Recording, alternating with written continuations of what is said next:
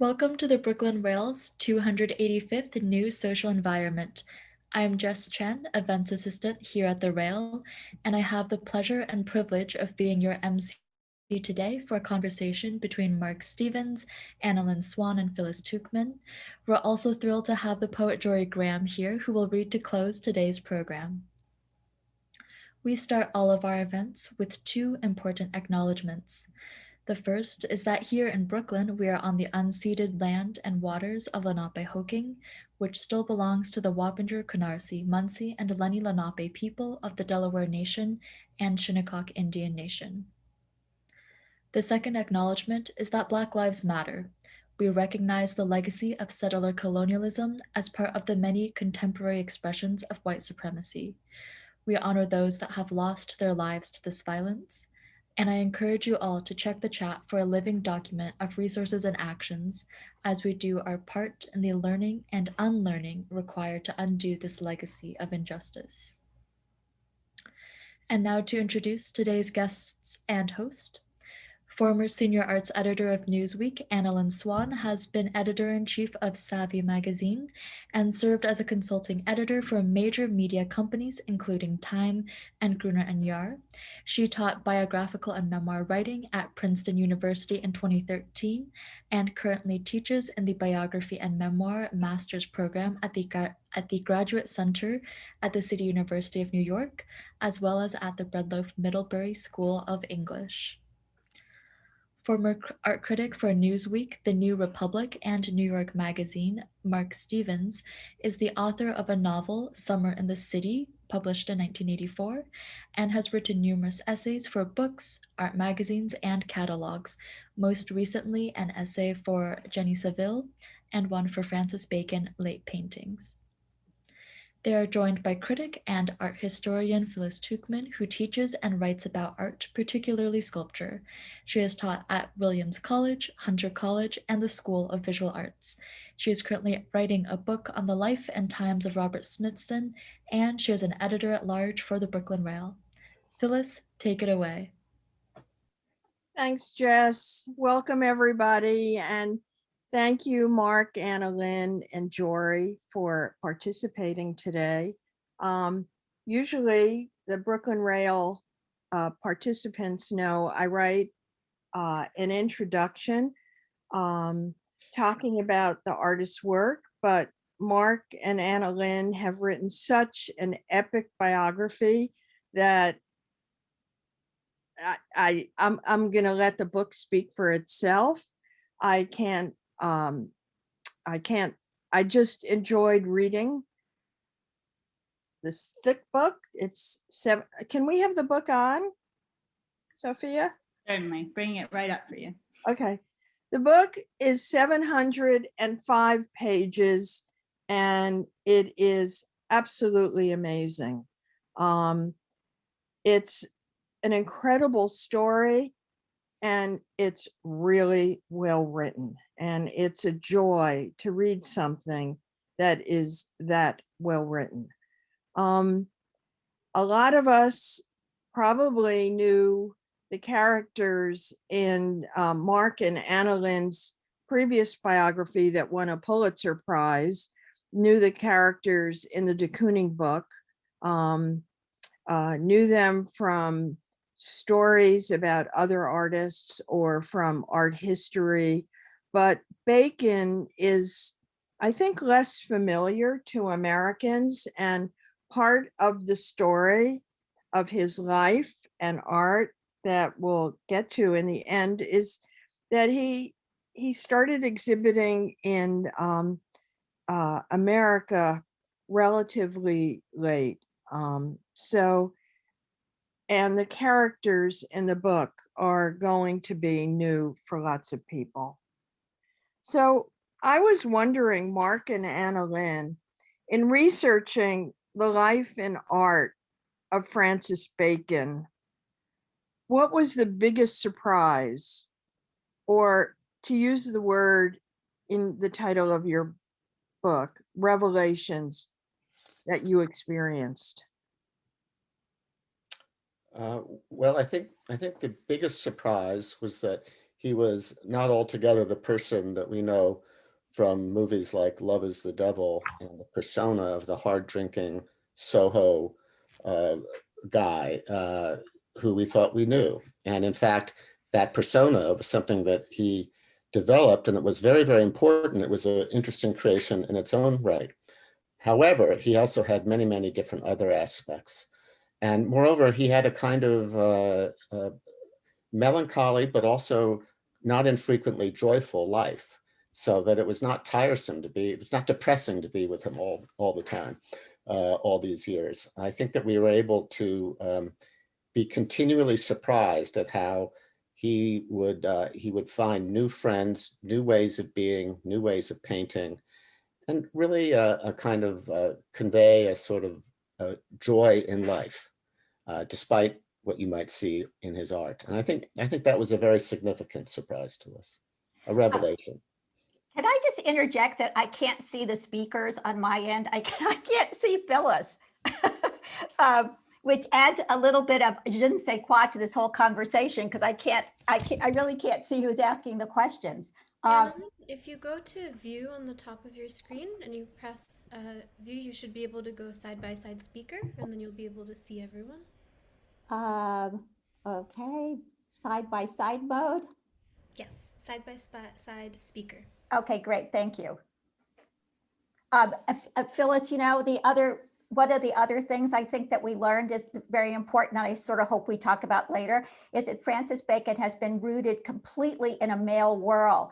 And what we kind of unpacked was all of the women artists and generally with whom he was friendly, just women in general, like Isabel Rossler, who were so important to him, Henrietta Moores. And, you know, he painted a quite a large number of women, which is a point that I think it would be fun to get back to later. I think I mentioned to you the other day that at some point when I was in the old Tate, the building that's now the Tate Britain, I thought I saw Francis Bacon with another guy and they were going to look at paintings. And I decided it was Francis Bacon because he was wearing khaki pants and the cuffs were torn. And one of the surprises for me about your book was that this guy was a really snappy dresser. He got suits from Savile Row very early, and Turnbull and Asser shirts. He was quite the dandy. But by contrast, he would often leave his brand new suits just back from the cleaners. He just casually put them on a table that was covered with paint. So there you have both of them, the sort of casual, but very, very much the dandy and dresser, particularly when he was in France, where he, as you know, spent so much time. Huh. He was actually a very tidy man. His studio is, of course, so famously messy, but he was himself very, very clean, fastidious almost.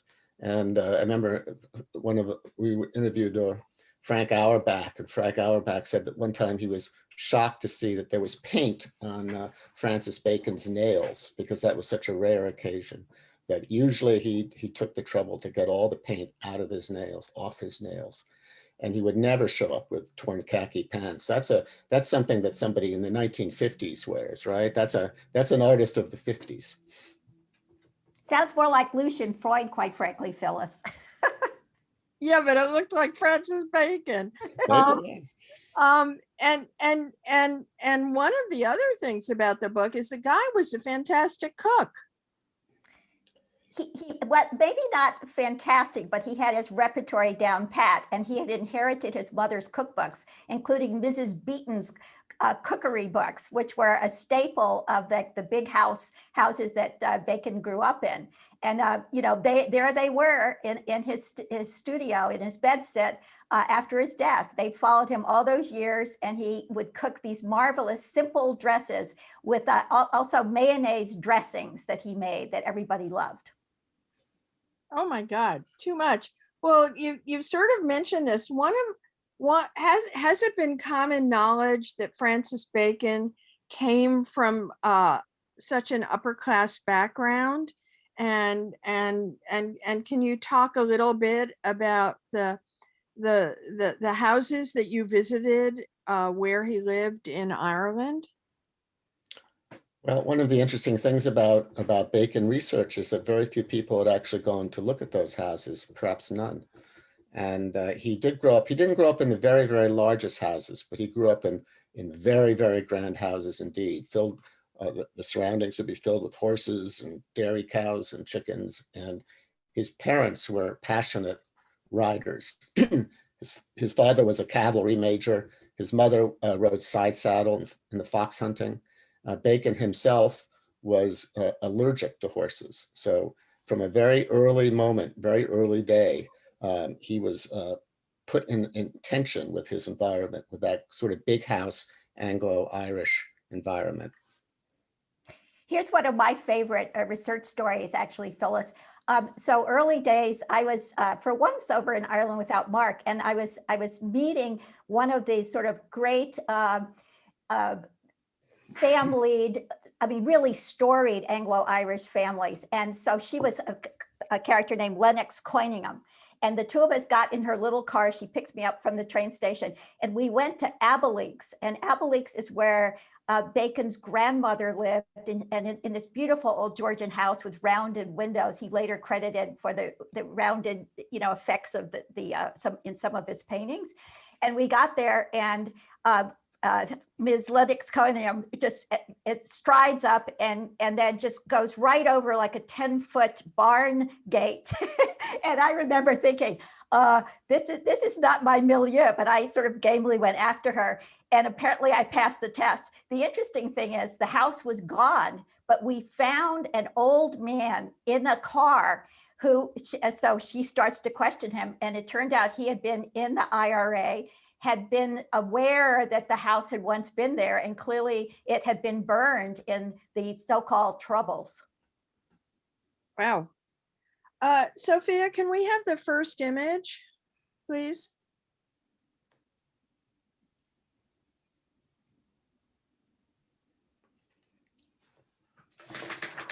Not looking good to you? So here we have a photograph of Francis Bacon with his mom. And I think it's very interesting that you talk about how Francis Bacon is really a product of the 20th century, born relatively early in the century and died relatively late.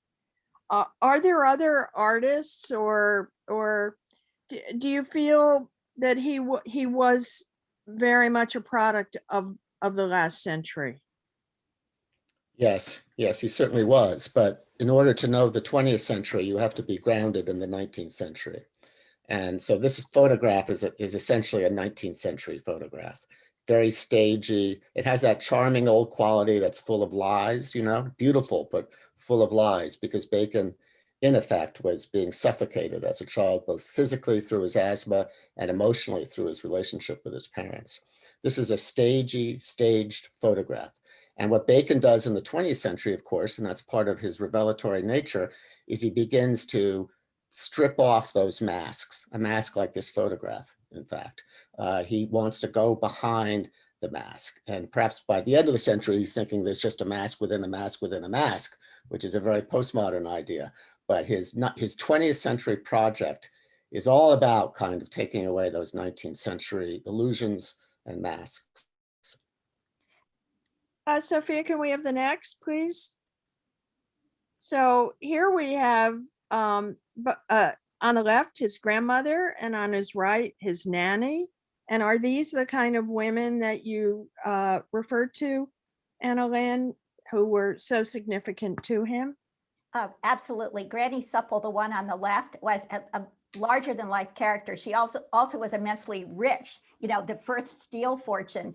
A lot of that had come down the line from her father and grandfather. So she was very much an important personage. She had the Aga Khan to parties. She unbelievably unconventional dame. And one of the things that she did that helped Francis Bacon so much is, as an adolescent, she would take him along to the hunt balls. And so gradually, he always said, oh, he was so shy. He just stood in a corner and looked like a fool. But not at all. She was the one who brought him more the beginnings of the unshy Francis Bacon that we saw later. She was the source of his courage that he developed over the years. And Mark, do you want to speak to Nanny? Yes, but I'd also say about Granny Supple, which is what she was called in the family there on the left. The person she married there with the pipe, he was sort of one of the chief cops in Ireland, Anglo-Irish cops. And so Bacon, he liked both of these people a great deal. Granny Supple brought sparkle into his life, but her husband was a policeman, really, more than a policeman, an important figure of authority who was involved with the jails and the fights and all that. So Bacon had already this kind of sparkle and darkness right located in the people who he liked most as children. On the right is his nanny, Jessie Lightfoot, who really, Annalyn, I think, pretty much saved his life because she was a working class, mischievous, unstarchy person, despite the starchy photograph. And she, I think she opened the windows, you know, she brought air and funniness and comedy and humor to his life. Can we have the and she was with him for decades in London, right? From 1929 to 1951 when she died. Yes, decades. Yeah, tell him about the gambling dens. She was part of Bacon's gambling den. Yes, so early days in the 1930s when Bacon was with this Eric Hall was his very important lover from the early 30s to the 50s, they would occasionally organize gambling parties.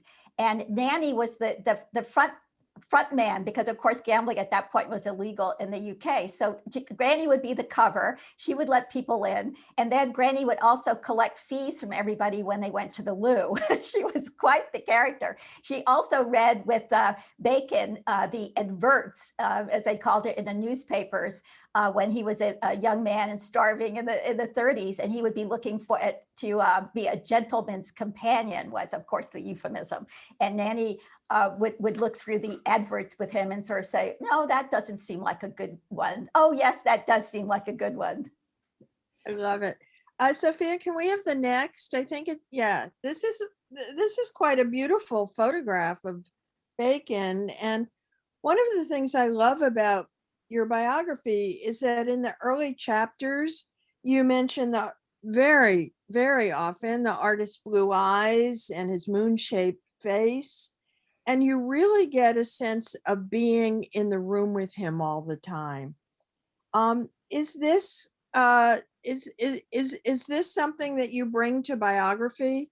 This really are getting to feel like we know him physically. Yes, I mean, I think one of the arts of biography is to make the flesh manifest, you know, to be as physical as you can possibly be, because that's our nature as human animals, isn't it? That we have a very strong, not on a Zoom call so much, but when we're talking to each other, when we're with each other, we have this extraordinary physical sensation of other people, and that's the way our lives are. And in a biography of a life, you therefore want to convey as much as possible action, movement, flesh, talking, you know, the sort of the damp physicality of life. Also, yeah, so we always wanted to do that. This photograph also speaks to the very first male lover, gentleman lover in Bacon's life came in 1929. His name was Eric Alden, so we learned a great deal about him. But in his diary entry, he described meeting Bacon on a ferry coming to England from France, and he said, he's almost too pretty for a boy. And that this photograph reveals that, doesn't it? I love it. And was he short? He was shortish, you know, not so you would notice, but he had, you know, he didn't have a skinny kind of sorry for my French, but a girly body. He had a from his mother, in fact, he got a kind of not squat, but a sort of thick strength, so that his forearms were quite meaty and muscular. He was quite proud of them, and he liked his stockiness. I mean, you don't see it in this photograph, of course, but he was, you know, he was not rail thin. But when he was so close to Lucian Freud that they were seeing one another every day, having a breakfast, a lunch, or a dinner, when they were together, they didn't look like Mutt and Jeff, right? They were both kind of short. Absolutely. You know, neither Actually, one yeah, Bacon was would be taller. taller than Freud. Yeah, maybe that was important. Oh, I dropped a clue. Okay, interesting. Sophia, now we're going to basically focus on the paintings as they show up. Well, first, this was a surprise for me because I knew very little about Bacon.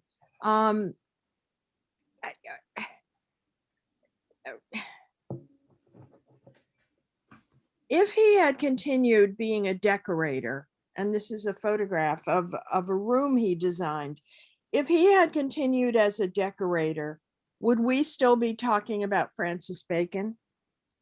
The answer is absolutely no. What happened, what you see here is the overwhelming influence of Eileen Gray, his fellow Anglo-Irish decorator slash designer.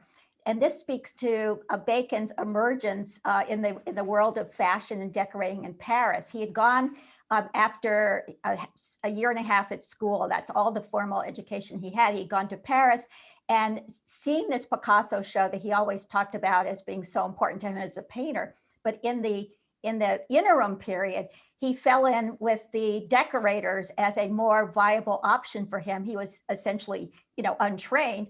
And so it was very easy for him to ingratiate himself into the very Anglo design and fashion worlds of Paris. And he caught the attention of Madge Garland, who was the fashion editor of British Vogue. And she knew everybody. John Richardson said she could call on all these friends in Paris. So she smoothed Bacon's way into the design world, and it culminated with this 1930 show. If you look at the tables and the folding screen, the angular furniture, the curved benches, you can match them up almost photograph by photograph to Eileen Gray's designs. So he was just simply moving her ethos over to London. I disagree with Annalyn a little bit about this. I think that we don't know what he would have done finally as a designer, but he was very, very ambitious. That's what's interesting. I mean, he was trying to remake the Western room here in a kind of idealized modernist way, but he was thinking already of how to remake the Western space. And he eventually, of course, abandons this and he goes in another direction. But it's remarkable to compare, say, a crystal clean room like this with his later studio. I mean, he changed his mind about what was possible in the Western room, I think. Also, the rugs, let me just draw everybody's attention to the rug. The rugs were important. As you can see there, that's where the kind of early interest in kind of cubistic, kind of quasi-surrealistic, whatever. That was yet another trend that was coming into Bacon's early work. That was not Eileen Gray, by the way. No, what I love about that is that you describe how with one of his early lovers, they used to go to the theater and opera and enjoy culture. And that just reminds me of how often the Ballet Russe performed in London. Yeah, that's right, in the 20s. So whatever. Sophia, can we have the next, please? Okay, so here's a very early crucifixion, one of his early paintings. It's from 1933. And I'm wondering, crucifixions and popes play such a pivotal role in Francis Bacon's art. Isn't it surprising that he wasn't religious?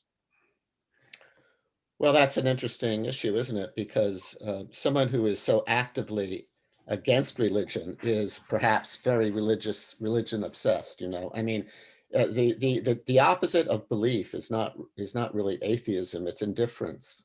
And Bacon was not indifferent. You know, so that I think that you can see in his art. I mean, he has a kind of dark, Baroque feeling for religious expression, even if he doesn't believe. I mean, it's coming through to him from the great tradition.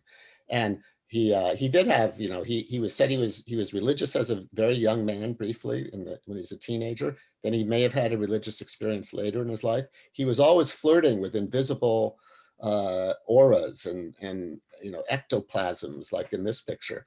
And so, you know, it's not quite accurate to say he was not religious.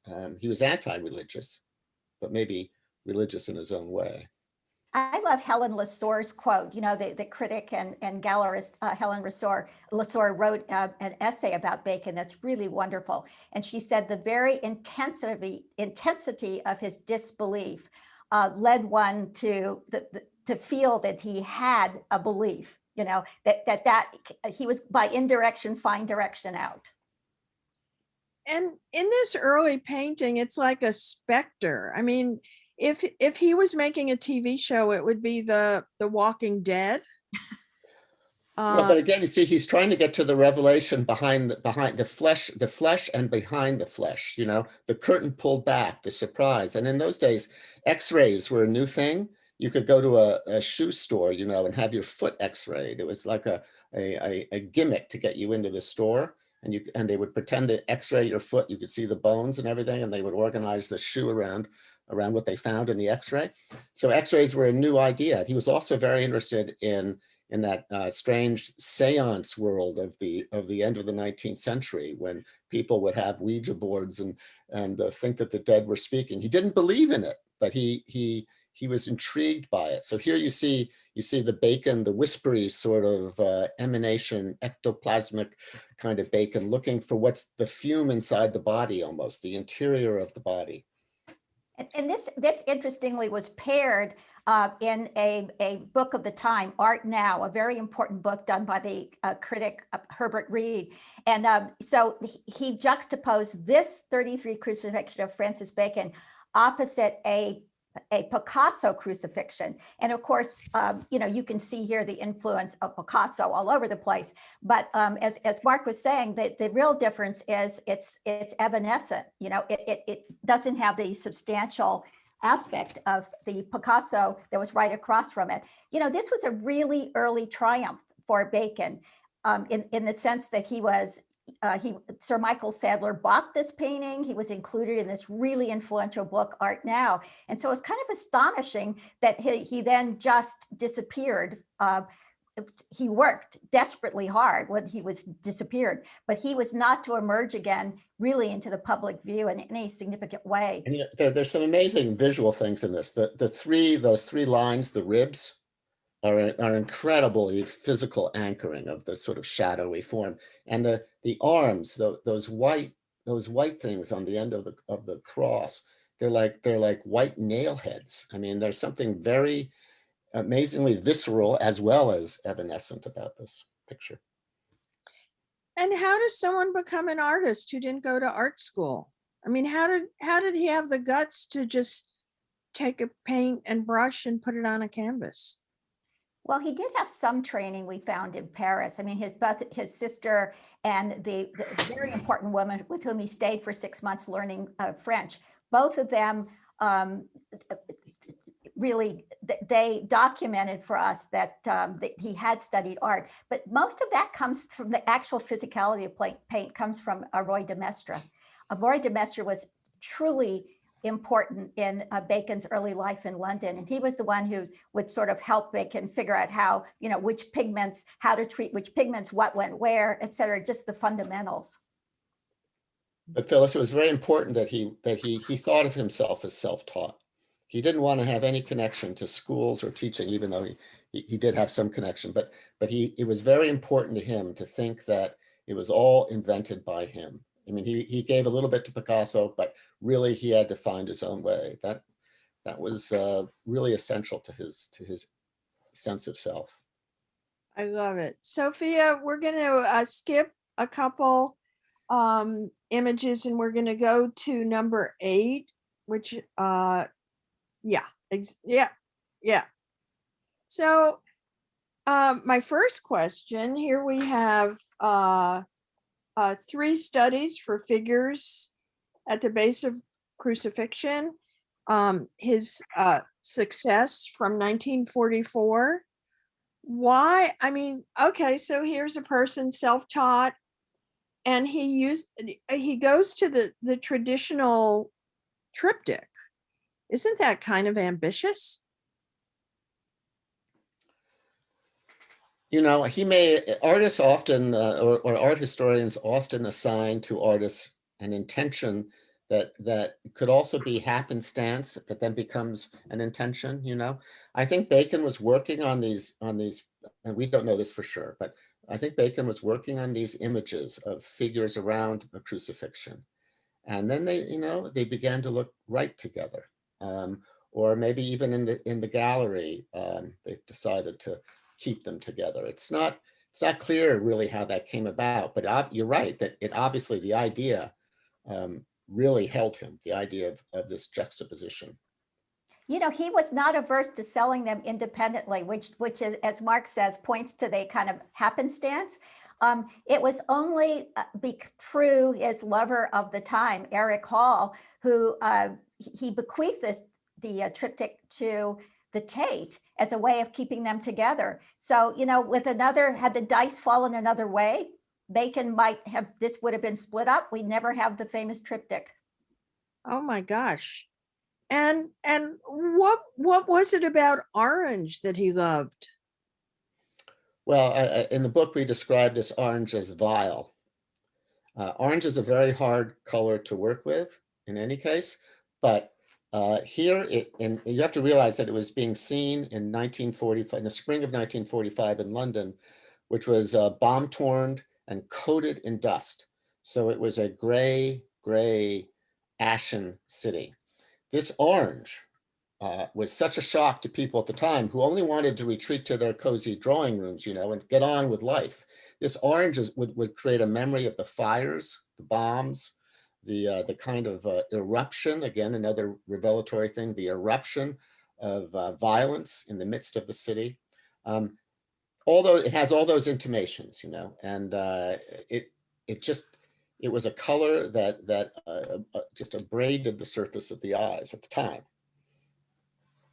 But again, you could also say this had an element of serendipity because Graham Sutherland, with whom, you know, the neo-romantic giant of the time, with whom Bacon was close, was also working in this orange, you know, and there's some quite famous Graham Sutherland, or were famous paintings that were also painted against this vile orange. So all of these elements kind of come together. You know, you can't just pin it down to he had this great vision to do a triptych and wow, let's paint it orange. You know, there's a lot more going on.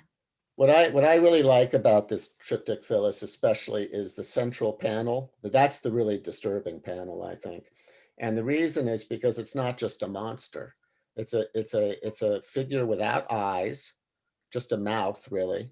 And it has a bandage around its head. A bandage would be something that ordinarily would arouse sympathy, especially in 1945 with the war, all the wounded.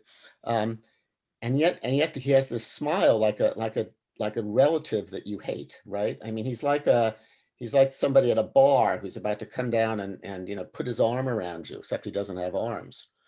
He's going to smile in your face. He's going to have bad breath. He's like your uncle you don't want to see. And what that does is it says, you know, you can't say it's the Germans who are the problem, really, finally. You can't say it's some other monster because you're related to this monster. He's looking at you like he knows you. So there's not a way to attain distance from the violence of the war and of two wars. You can't escape so easily. That was another thing that Londoners, I think, found very difficult at the time. One other thing I'd like to point out before we move on, Phyllis, is if you look in the left-hand panel in the middle, you'll see decorator elements. And those, if you think back to what we just saw at the 1930 studio show, the glass table with those kind of modern metal legs on the left comes right out of that circular table. And the one in the middle also shows his eye for design elements, which would, you know, throughout his entire painting career, that would be an element of it.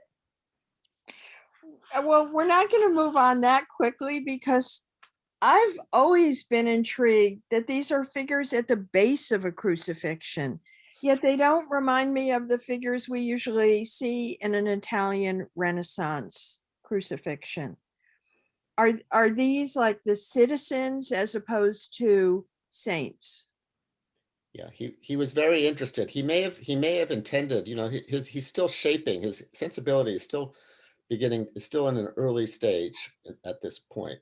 And he may have intended or wanted to paint a full crucifixion, but he just didn't quite know how to get there. So what he was doing is he was very intrigued, not just by the famous figures around the cross, but the crowd, the crowd in Jerusalem, the crowd around the Christ figure, the people. And so I think he's finding that the people who are surrounding, if you think of the missing crucifixion here, you could say, well, that's the war, that's the thing that you can't really get to. But here are the creatures around the human sacrifice that has occurred. This is what they're really like. And why does he call a triptych 3 studies? Why does he over and over again use the word studies if it looks like a finished painting? I think because he never wanted to be pinned down, he just never ever wanted that. I've finished, I've walked away. I mean, again and again, he almost didn't finish, as we point out in the book. He would only produce paintings at the last minute for so many of his shows. And it was just a roll of the dice whether it would work or not, or whether he would destroy it. In fact, he destroyed some quite famous paintings. He may have thought it presumptuous also to say anything but study. Wow. Can we have the next, which is a head from 1948? I mean, this is, I think, the kind of painting that a lot of people think of when they hear Francis Bacon, not necessarily the image, but the horror of it. And I was wondering, I mean, it's kind of rare for artists to focus so prominently on mouths, and he's obviously doing it here, and we just saw the teeth. Well, he has yet to really paint eyes. He's all early on, he really is all about mouth. But if you look at this, people often go right to the teeth, but if you look at this picture more closely, you'll see that there's the intimation again of a regular portrait, maybe an English portrait, right? The ear is sort of placed right. You can see the neck. But what's happened is the face has basically is sliding off the head. And that's like the face sliding, what we say in the book, it's like the face sliding off the English tradition of portraiture. You can no longer do a conventional portrait. The face is sliding off, and what does it reveal? It reveals an animal interior. But what is that animal interior like? I would say it's kind of Frankenstein-y. There's something poignant about it. I mean, this is not a guy who's going to come and bite you. This is a somewhat melancholy monster, I would say, the way English monsters often are. Mark, do you want to talk about the tassel? Because that's you see, he does these beautiful geometric lines. Again, that's a haunting from his decorative period when he was working with Cubist design elements. You see, but he's now transferred them into these sort of scary, transparent spaces that you don't quite understand and that feel mildly threatening. And he's attached a tasseled line to that ear, which seems to have been tugged upon, which then released the face. You see, the ear is pulled, the face releases almost. And that line is really beautifully painted. It's this, it has a tautness, a tightness that is, I mean, and it's so little, it's so thin, but it's so strong, it's so dominating. So it's an extraordinary line in painting, I think. And very, very, I think we say in the book that it's the most abstract line in English art in a way, because you can't, where's it going? How's it doing what it's doing? What does it mean? Wow. Kind of, and it's sorry. Will you comment on, very often it's at the end of a chapter that you talk about a painting in depth, and why did you do that? You want me to do that, Annalyn? Well, Sure. we do it partly for technical reasons. In biography, very often when you're writing, I mean, I've said this a lot, but if you're writing about a general, you have a battle to narrate and describe. If you're writing about a politician, you can talk about a campaign. If you're writing about an artist, you talk about the art, or a choreographer, you talk about the dance. But in those biographies, very often the discussion of the art, which after all is the reason the book is being written in the end, the discussion of the art becomes this indigestible pudding in the middle of the prose that you have to drive your eyes through till you get back to the sex life or whatever it is that was interesting you beforehand. So that's not right, you know. It's not right that you die in the book a little bit in the prose when you come to the most important stuff that the guy did. So what we did is, we did that in the de Kooning book too, is we talk about books in the interior text, but never for too long. But then we break out some important pictures at the end where the descriptions are not supposed to be in any way authoritative. They're supposed to be rather lyrical and rather like what happens when we all look at pictures. When we look at pictures, we look at them in a sort of episodic way. We have this thought, we have that thought. We're not coming to some kind of final conclusion. So that's a good way, I think, to describe art in the larger context of a biography. It's also a way to be modest. You know, it's a way to say that finally we can't reduce the art to the life entirely or the life to the art. There needs to be a little space, a little oxygen between the two. And so, you know, all biographers steal from other biographers. And one of our favorite biographies is Richard Ellman's Oscar Wilde. And Ellman had the same problem because Oscar Wilde's life is so much of so much more significance than his plays, you know, or his novellas and his short stories. And so he came up with a sort of structure, not like ours, but, you know, where you kind of had internal chapter divisions where you kind of then addressed the art and then related it back to the life. But that was a little clue of how to think in a sort of different way. You know, how do you integrate? How do you bring them together without one swamping the other, say? And one more reason why it's really a pleasure to read your books. So thank you. The next one, Sophia, we're going to stop at is the Pope, the one after this. So Bacon, this is study after Velázquez's portrait of Pope Innocent X from 1953. Did Bacon ever in the end see this painting, see the Velázquez? You know, we're not sure because he was in Rome in 1954. He always told people that he had not seen it, but it was a period in his life when he and the great love of his life, Peter Lacy, had broken up. And he was, for months, he was sort of wandering around the city. And it's almost defies belief that if he went to the Vatican, which he did, which he talked about, he wouldn't have gone to look at this formative painting. He loved Velázquez. He made trips to the Prado for the rest of his life, you know, to see Velázquez. So it's kind of inconceivable he didn't. He said that he was sort of ashamed to go see it because even he would acknowledge that the Velázquez is the superior painting. I mean, that painting is one of the really great works in the Western tradition, and to have abused it in this way, to have done this thing to it, he sort of felt badly about it, I think. And he also knew that he would feel insecure in relation to it. So I think he thought, why should I subject myself to that? I'm just going to go ahead and do what I do in my way without having to compare myself to Velázquez. Although, you know, who loved this painting was David Sylvester, you know, the critic who became, for all intents and purposes, Bacon's explainer-in-chief and amanuensis. And he talked about this as the end of Francis Bacon's first great period, the popes, because he thought that they brought a new way of dealing with an old masterly quality into contemporary art. You know, and visually, look how interesting the space is visually in that painting. I mean, there's a kind of, I mean, it's not a cubist space.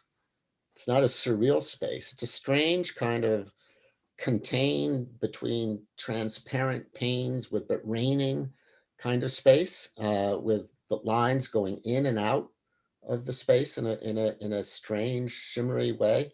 I find the sensation, just the physical sensation, apart from the subject matter, of the space in that picture quite remarkable. Sometimes I think that these cage-like things almost owe something to Giacometti. That the space that he creates comes from sculpture rather than other paintings.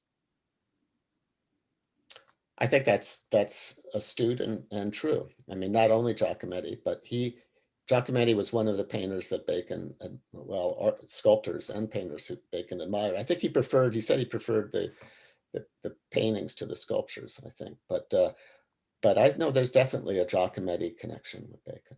Well, Sylvester cited the space frames. I mean, it wasn't just Bacon at the time who was doing this. You're absolutely right, Phyllis. It was also Giacometti. But again, since that stayed as such a strong element throughout his life, you really have to also see the decorative, the structuring that he did originally. That just went all the way through to the end of his career. Well, while we're on this topic of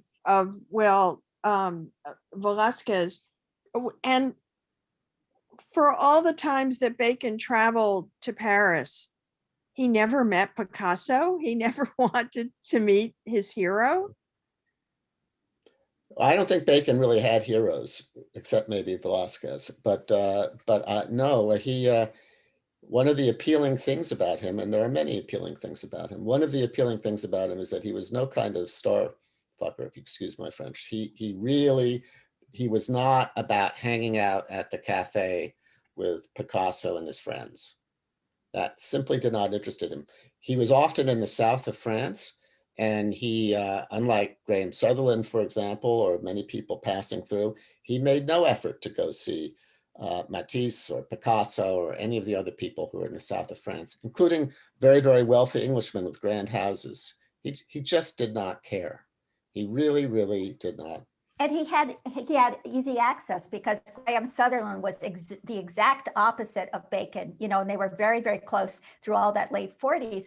And so there was Sutherland visiting Bacon on the Riviera, and everybody was there, as Mark was saying, Picasso, Matisse, and Sutherland was making appointments left, right, and center to go see them. And it beggars the imagination that he wouldn't have said to Bacon, well, why don't you come? And he didn't. But at the same time, you see, Bacon, there's always many things going on at once. He probably would feel insecure too. He's very shy, fundamentally. He was introverted. He had no training. Picasso, of course, had a magnificently schooled hand. So did Matisse. He probably thought, this is going to cause me anxiety. Why do it?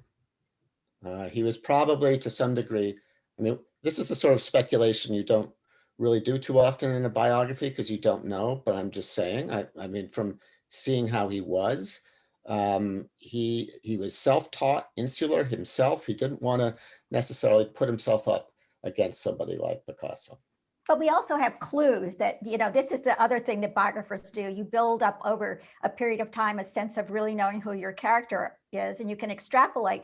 So late in Bacon's life, when he was even more insecure, because as Mark said, he had no formal education. The British society of the time, as we all know, is very schooled and could talk in a certain way.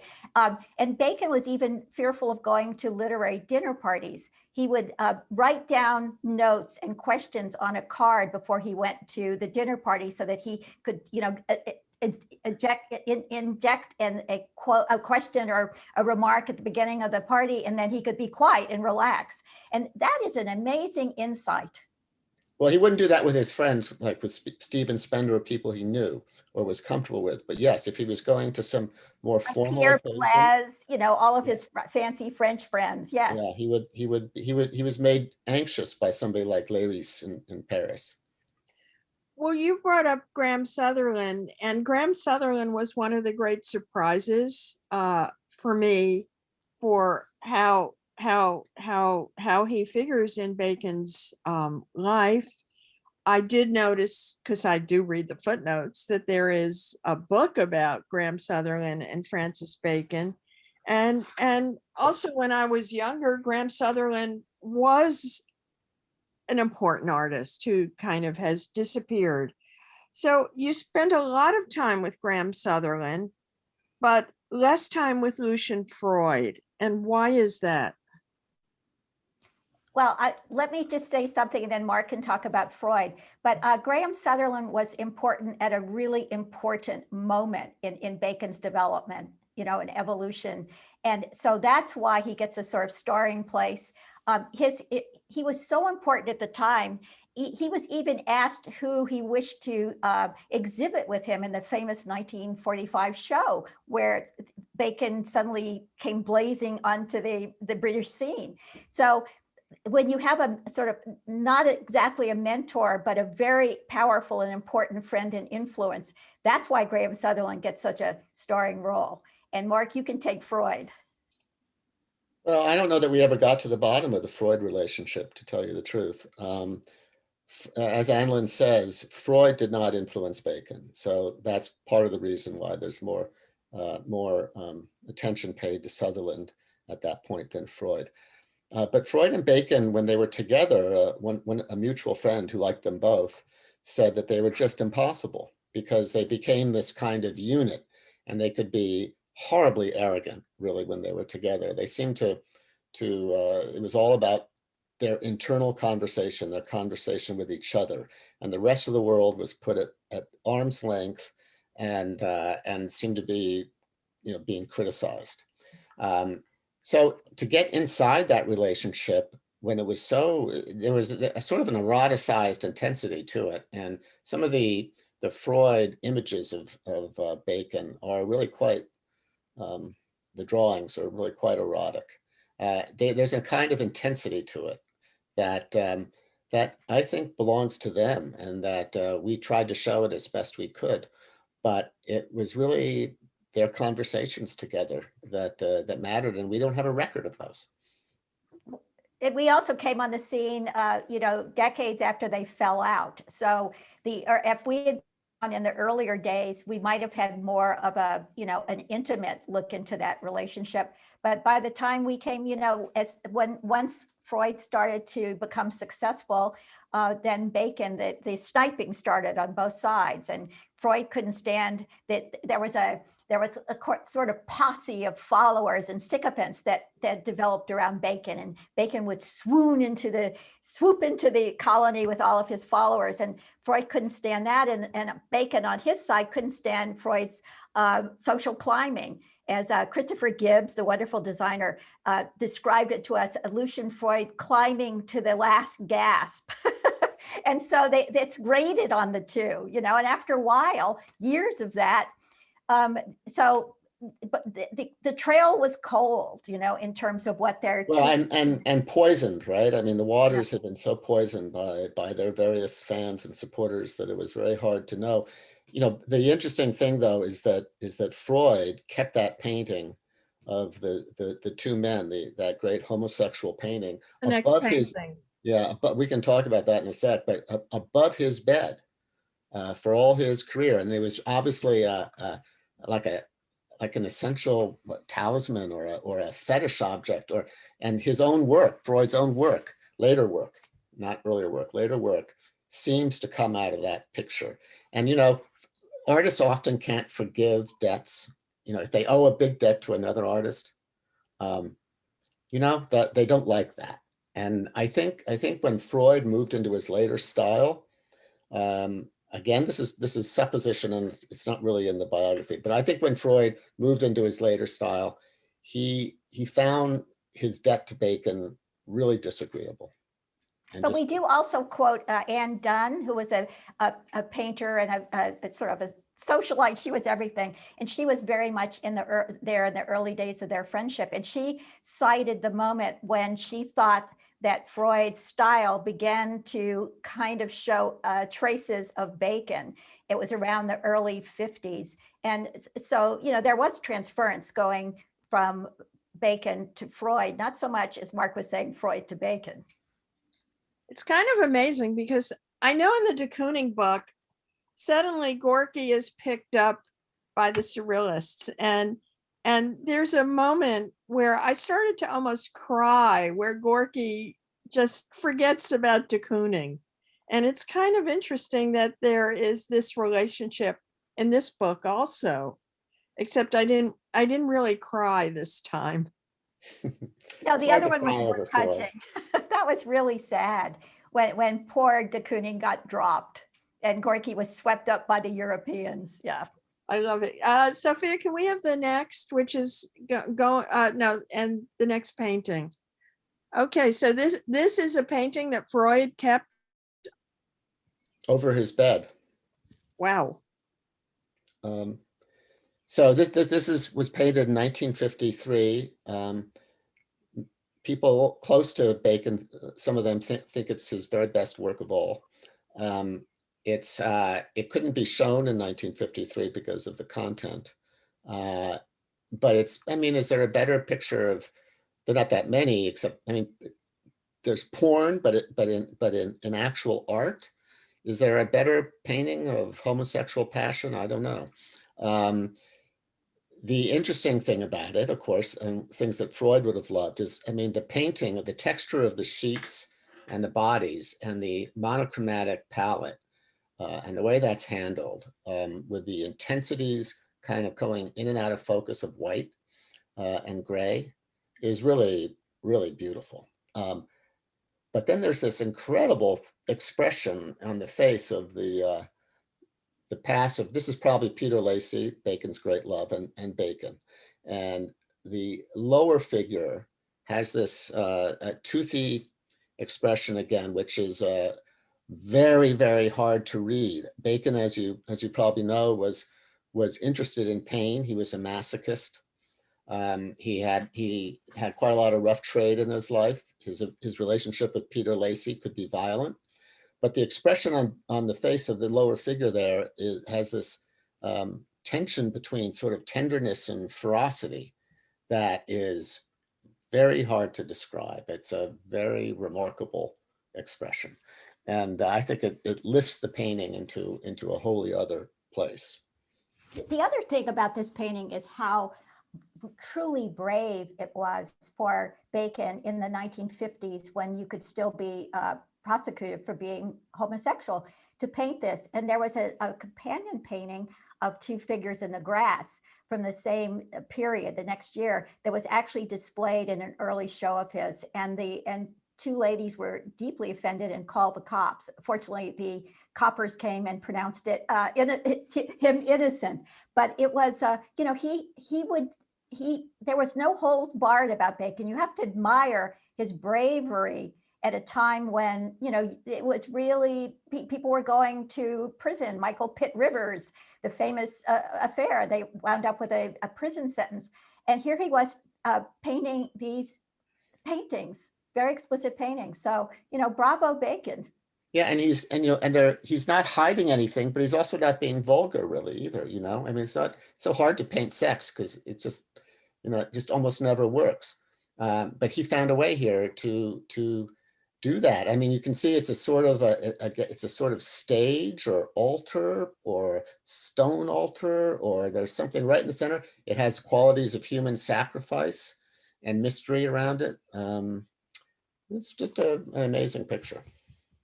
Well, and it makes you rethink the famous great paintings of Jacob wrestling the angel, the Gauguin, or more to the point, I personally think that Jacob wrestling the angel, I think it's one of the great sculptures of the century. Mm-hmm.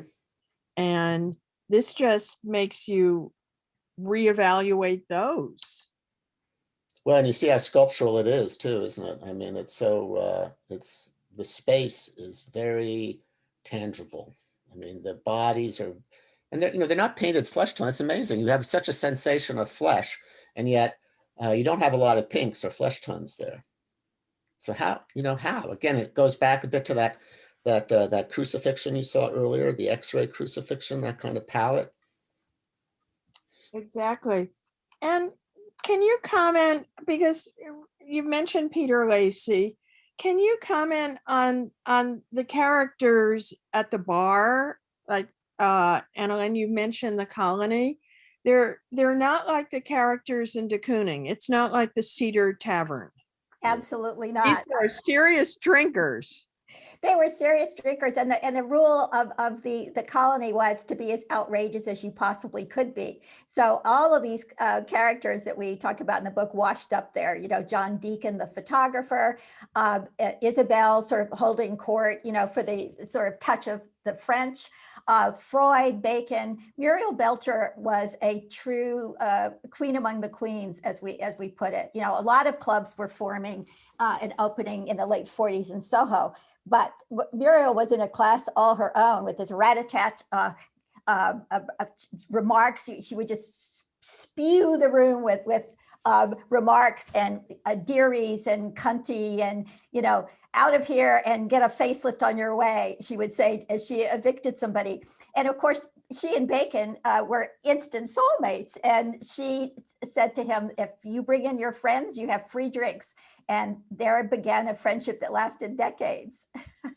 Even though, I mean, you in the later part of the book, I mean, this guy's paying for everybody's drinks, everybody's meals. He actually did. You're right. He gave her, he discovered that, you know, that she needed money. And when she was dying, he visited her. He was extremely generous. Another little known aspect of Bacon, quite frankly, but with his old friends, he could not be more generous. You know, one thing that was interesting about the colony, and it's really a different thing than today, the colony really was a place where people wanted to be marginal. It changed over when the margins entered the mainstream in the 60s and 70s. You know, it changed a bit, but in the 50s, it was a very marginal place, and it was supposed to be. It was mostly homosexual, but there were heterosexuals who wanted to be marginal also were welcome, and they would come in. And the way that the conversation was very, very interesting, especially in light of the way we are today. For example, Bacon never was interested in being a mainstream gay person, getting nicely married and having a nice house, you know, cozy house somewhere in the country with a dog. Didn't interest him. He wanted to be on the edge. And part of being on the edge in the colony was saying what cannot be said or what should not be said. So if you had Bacon here today, he would be violating every single thing that all we well-meaning people no longer supposed to say. He would say all the words. He would insist upon it because he would say, as a marginal person, I'm asserting my freedom. If I want to say this word, I'm going to say it. And that was just the way it was. There was no compromise allowed in that area. And particularly at the colony, you know, yeah. One wishes we got in on the very last days of the colony. It was just a shadow of its former self. But you know, just the tales from the colony bar were just sensational. I love it. Can we have the next painting is going to be in 2. Yeah. So he revisits works. Why do you think he revisited these themes? Well, this triptych, which is, I mean, both Alan and I think this is the most difficult painting he ever painted. This one is really hard. He painted this in 1962 in the weeks leading up to his retrospective at the Tate. And I think it was largely because his work had been kind of tailing off. He was in a bad spot, and he just couldn't stand it. Such a theatrical man that he'd not end in a strong way. And so he painted this triptych in a really rather brief period of time. And I think it's sort of sums up the first part of his career. There's lots of ways to talk about it. We can't go on and on, but for me, one of the more interesting is to say it's really about, again, human sacrifice. And on the right, you see a reference to the Cimabue crucifixion, medieval painting, which has a serpentine figure of Christ on the cross. And here Bacon has reversed it, put it upside down. So but it's an intimation of a cultural version of sacrifice, human sacrifice, the crucifixion, in other words. This weird little cartoon shadow in the bottom. I mean, but it does represent a cultural thing. In the middle, you see sort of the human sacrifice denuded without any any cover up, without any sort of crucifixion or anything. It is really the most difficult piece of painting Bacon did, because it has delirium, it has sort of a bloodlust, an intimation of bloodlust that he captures in paint. It's a kind of butchery.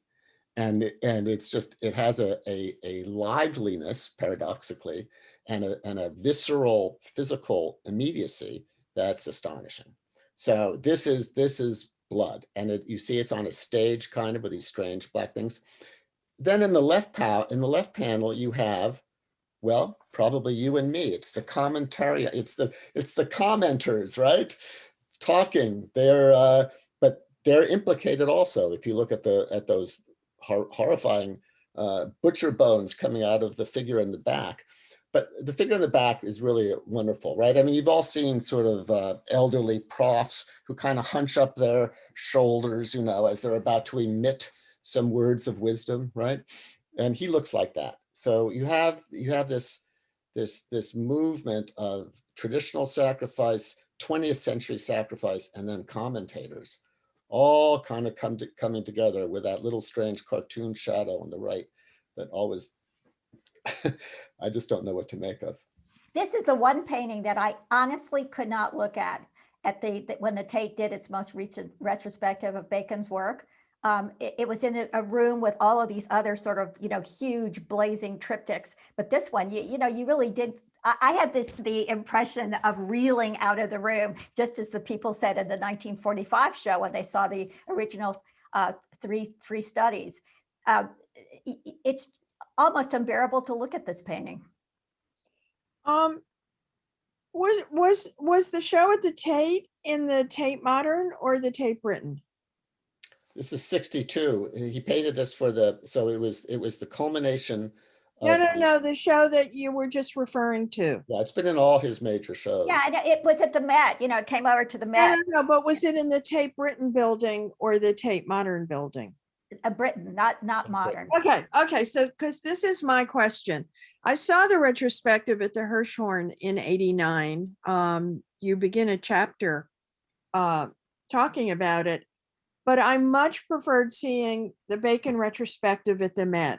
I feel that Bacon looks better in an old master setting rather than something clean and crisp and modern. Yes, I couldn't agree more. Yeah, I mean, he has all this. There's a lot of critics have remarked that there's something sort of like velvet tatters, like an old 19th century room that is degraded, and you see the velvet has smears and the paper is being torn, and there's something faded glory about it, right? So if you surround him with that, and he puts gold frames on his pictures after all. So if you move from the strange faded glory of his pictures into an isolated white environment, you know, the modern display environment, that's not very good. I agree. It's better to have that gold frame continue into a larger old-fashioned room. You know, a lot of people loved the 75 Met show. That was a moment when, you know, as we all know, Bacon was not taken up early in the States. I mean, the modern certainly moved fast. MoMA acquired a huge painting 1946, of the sinister figure sitting under this gigantic black umbrella and sort of all of this innards and sort of butchery shop paraphernalia around him. That came early to the States, but you know that the U.S. was not very much into Bacon, as it were, until later, and probably the changing point was not the earlier Guggenheim show, but the 75 Met show, where absolutely, to your point, Phyllis, people remember going back into where the grand triptychs were, and that sort of aura of grandeur that was enforced by the environs of the Met. But the critical establishment didn't respond very warmly to the 75 show, and never has in America. That's interesting. You know, the critics did not, like Thomas Hess and, you know, all of them came out, against. Hess called his article, what do you call it? Blood, Sweat, and Smears. Blood, Sweat, and Smears. but they kept postponing the close of the show. And at the end, something like almost 80,000 people had seen it. It was immense. It was a Henry Geldzahler show, and it was immensely successful. And one American critic did love it, a very French kind of American critic, Susan Sontag. She wrote rapturously about it. I love it. Sophia, we're going to skip a lot of paintings, and we're just going to go to, it's 23. It's 2 self-portraits. Yeah. Because I guess we should, because we have to open up to questions. I mean, he wasn't kind to himself in his self-portraits, right? Well, it depended. He was very, his mood of the moment would strongly influence how he chose to paint himself. So the one on the left is 1972, and he's in a contemplative mood.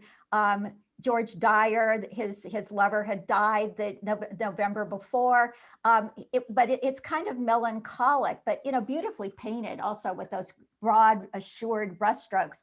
The one on the right is we described it as sort of an aging queen, his face kind of disintegrating. This was a moment when Bacon was deeply unhappy with his lover of the time, John Edwards, very important to him. John Edwards had established his own life. He said, I'm not going to be taken over by you. And Bacon was feeling very old and very sick and very sad. And so he painted this just excruciatingly soul-searching and soul-bearing portrait of himself as this aging queen. And, in real life, he did wear lipstick and he did wear powder. So it's sometimes, but increasingly so in the older days. And this is a painting of such pathos. Well, and he did a lot of self-portraits, and who has done that in the 20th century, right? What painter has done a succession of self-portraits like this? I don't know. He did admire Rembrandt a lot. I think he probably had Rembrandt in mind when he was doing some of these.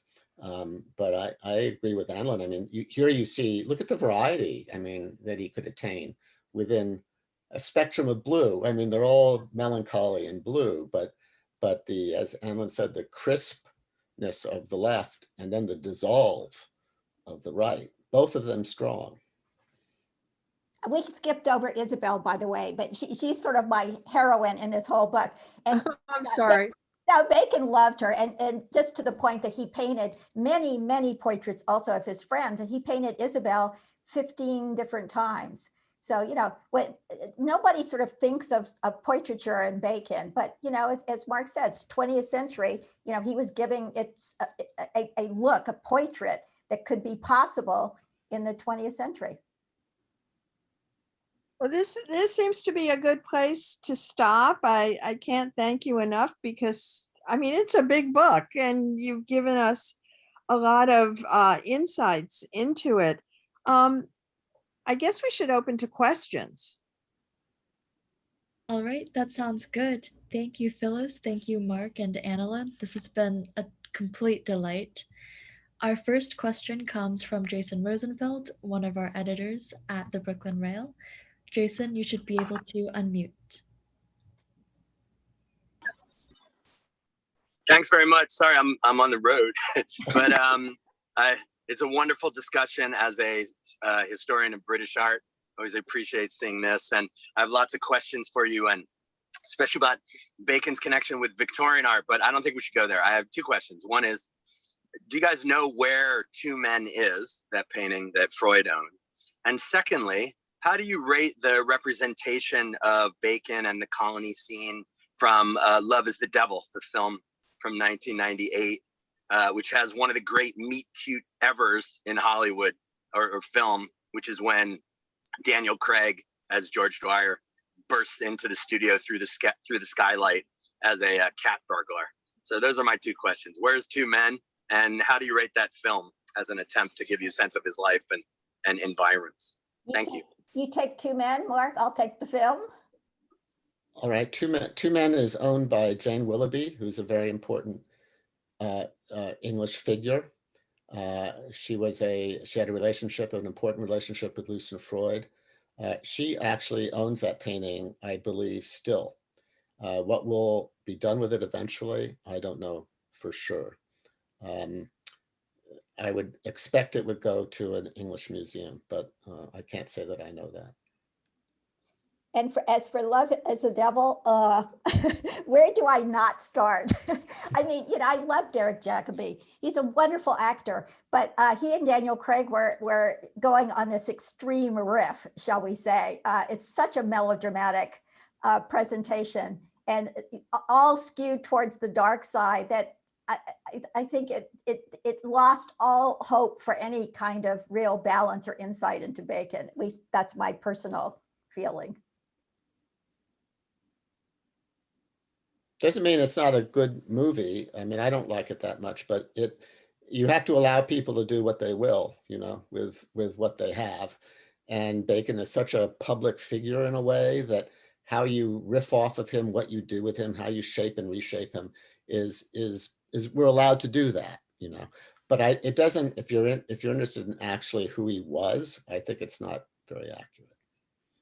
Actually, there's a really interesting personal note about this that I just want to add is when we started doing this book, Phyllis, we were a little frightened about what the Brits' response would be to two heterosexual Americans coming in to write about their icon. That's pretty terrifying. I mean, we could do a Derek Jacobi thing and then everybody would hate us. But so it was very pleasing. And we were so happy when the reception over there didn't go along those lines at all. I mean, they were able to look at a Bacon that was more fleshed out than the Love is the Devil kind of stereotype. Interestingly, we expected there to be lots of talk about addressing all the, his homosexuality and all the homosexual issues. There's been very little. I mean, that seems to be not a hot button issue anymore, really, in this country, homosexuality of that kind. There's other issues that are that really bother and inflame and excite people. But sort of a homosexual on the edge, on the margin back then, that seems to be fully embodied and incorporated into our culture now. Oh, Awesome. Our next question comes from Ali Benisadr. Ali, you should be able to unmute.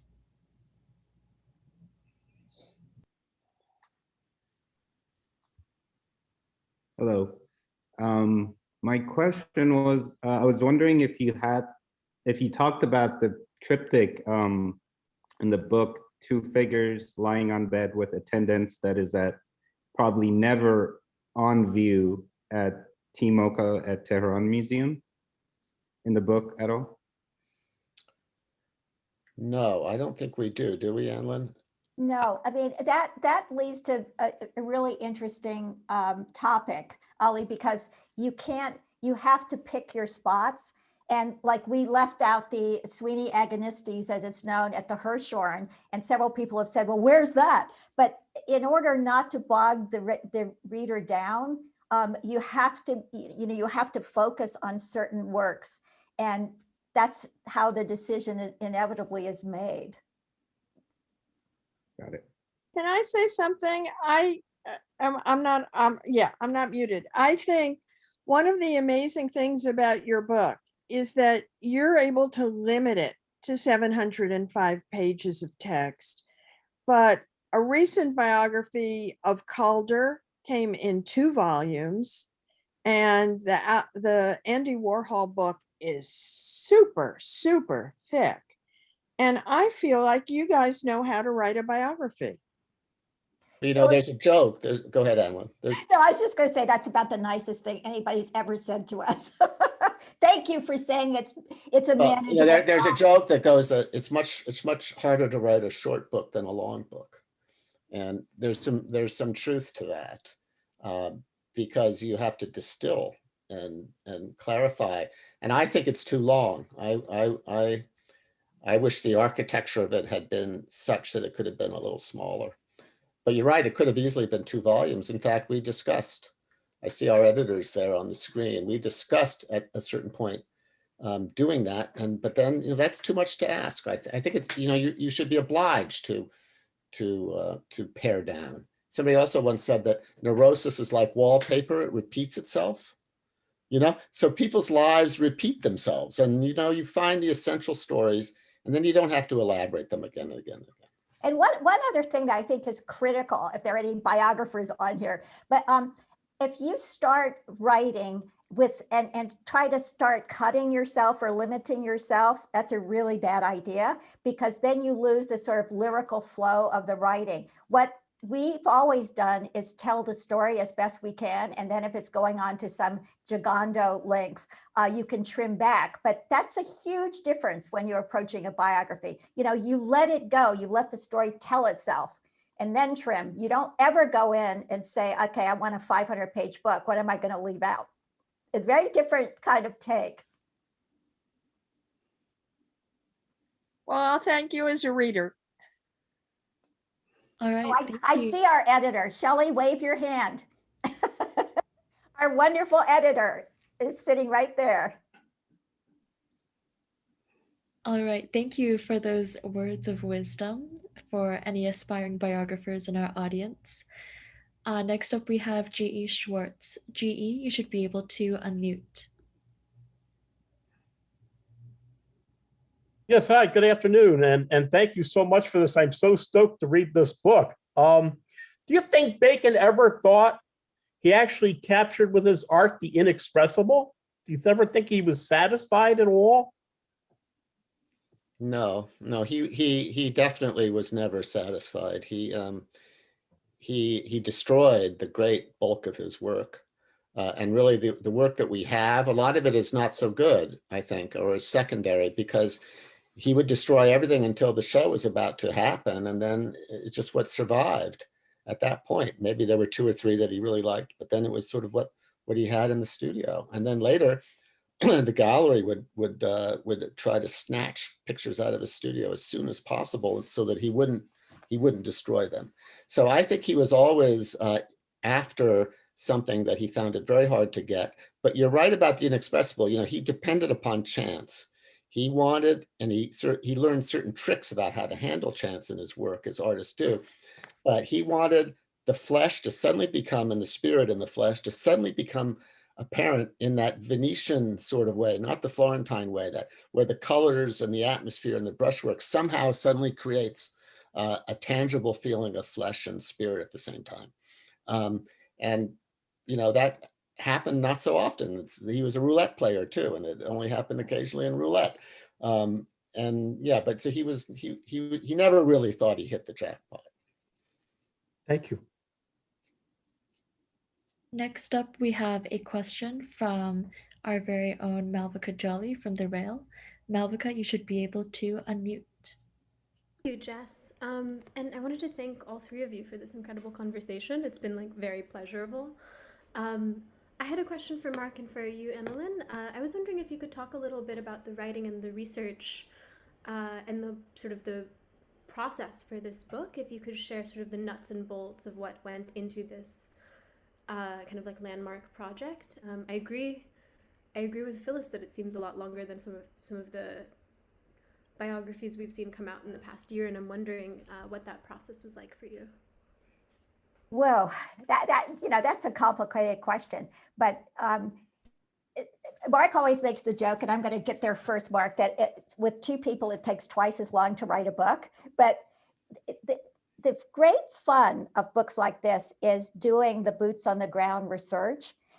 So you start with that, you have this idea going in that a person, but of course that's going to change many, many times as your research unfolds.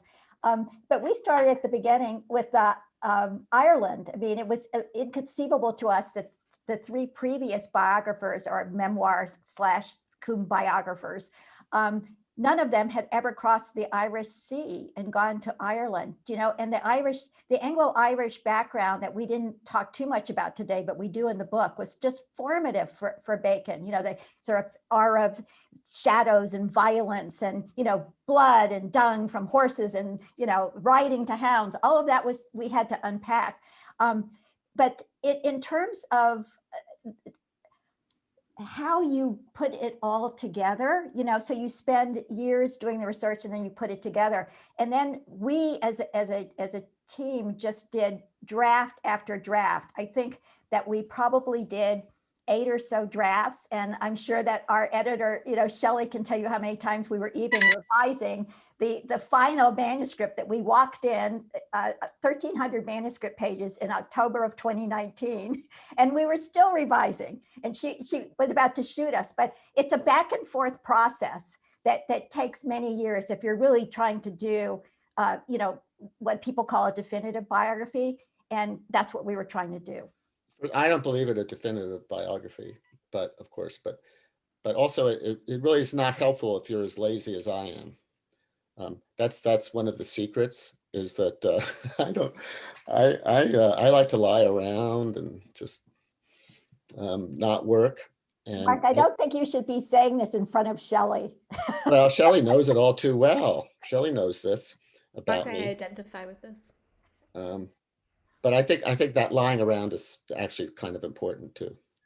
And if you take a long time, the other thing is, just as a trick, is that you go back at sources and you become friends, and they begin to tell you more and more and more. So if you only do one interview very often, you're really not going to get to the heart of what the person can contribute. That is such an essential point, and so good, Mark, that you said that, because that is one of the tricks of good biographers, that you keep the relationship going. And over time, the story gets richer and denser as they retell it and remember things. Love that. Thank you so much. Thank you, Malvika. Our next question comes from Alexi Worth. You should be able to unmute. Hi. Your comments earlier about other biographers not crossing the Irish Channel begs my question, which is, I wondered if you had anything you were thinking about when you began, about how your take on Bacon would differ from Peppiatt, for instance, in particular. Well, yes. I mean, Peppiatt is a masterful Boswell type. His biographies are very, very rich in his conversations, his personal interaction with Francis Bacon. That is one kind of biography / memoir. And I think his Bacon in Your Blood, which is a subsequent book he did, is just absolutely marvelous with the way he tells all his Bacon stories. But we were after something different. I mean, Michael Peppiatt didn't really go into the primary materials in the same way that we did from the get-go. So we had a kind of different mission, if you can see the distinction I'm making.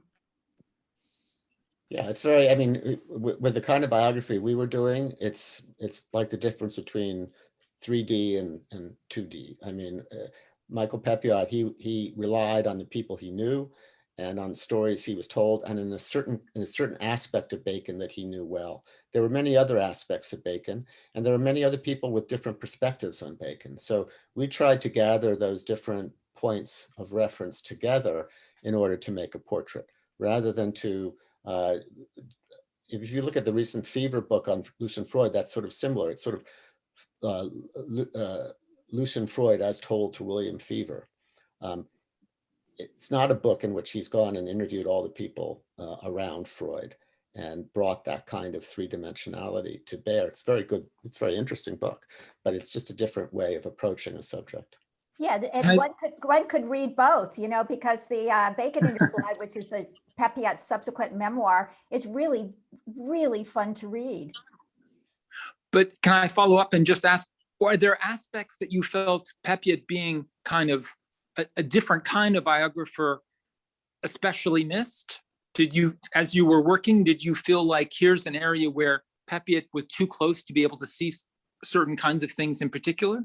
Yes, I think there were many. I mean, Peppiatt is a he writes as an admiring friend, even a hero worshiper, and we don't feel that way about Bacon. He took what Bacon said always. Bacon was, I mean, one of the big themes of the book is that Bacon, he believes the truth is found often in invention and not in the actual facts. So he was inventing his life, reinventing his life, creating mirages, creating a persona, doing all these things that kind of kicked up a lot of dust. And that's fascinating.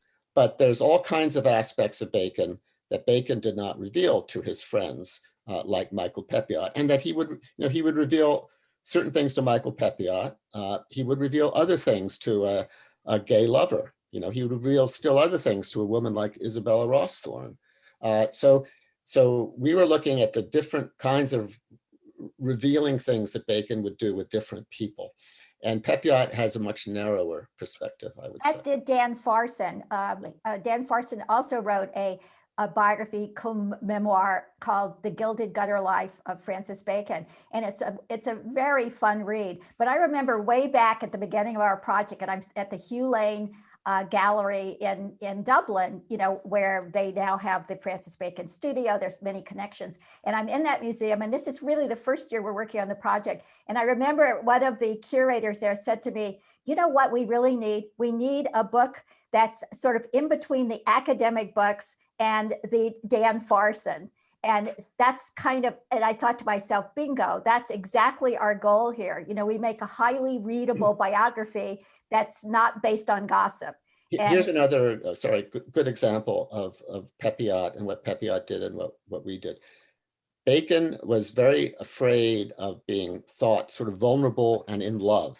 So he would always talk about love in scare quotes, kind of ironically. And he described his relationship with the great love of his life, Peter Lacy, in these really dramatic S&M violent terms, which it was violent, don't get me wrong.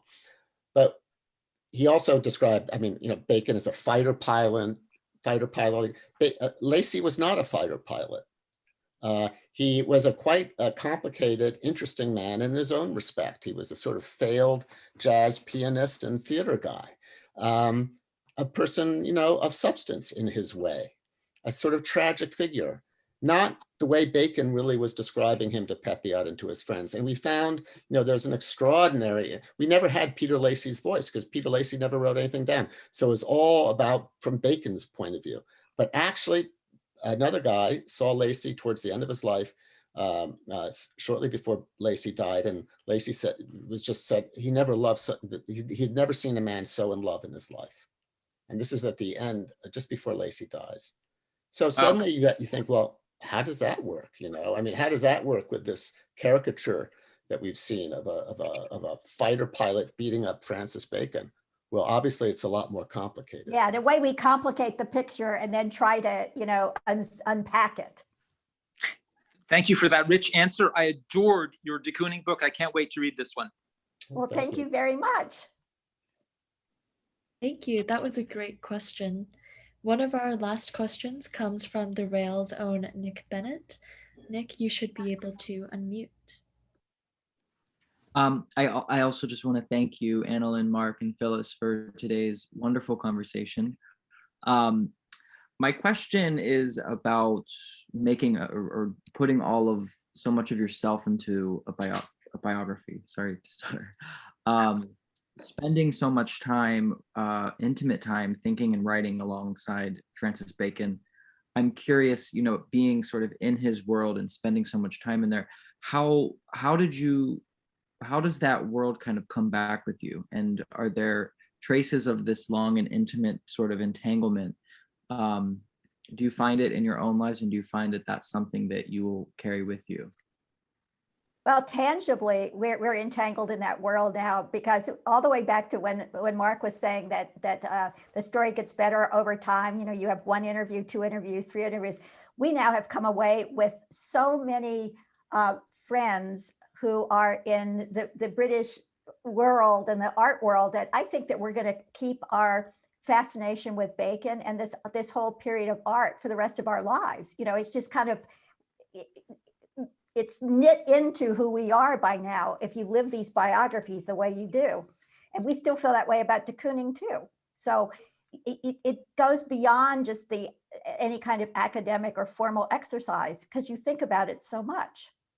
For me, to answer your question, Bacon was never one of I'm not nearly as dark as Bacon.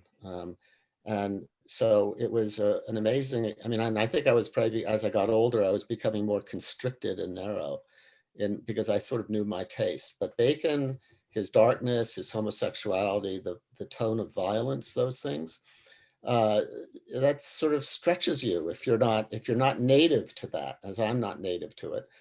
It stretches you. And so I think that the way he stays with me is that I'm becoming more and more open to art than I was when I was younger. I'm becoming less judgmental, more interested in strange or uncomfortable feelings.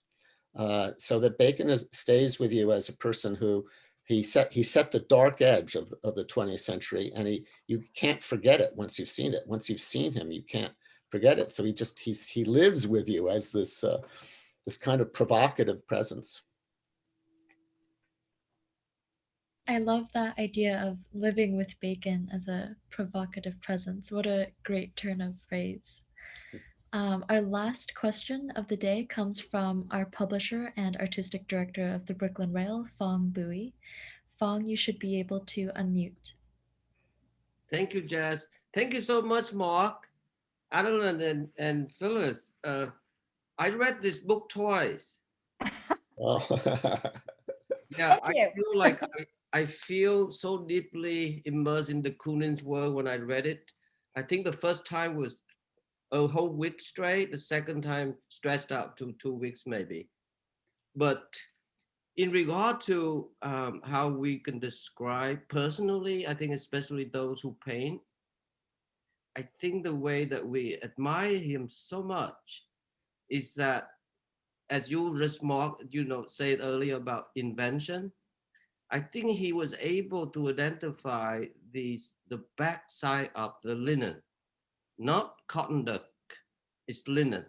And it's not the front where he claimed that he was broke.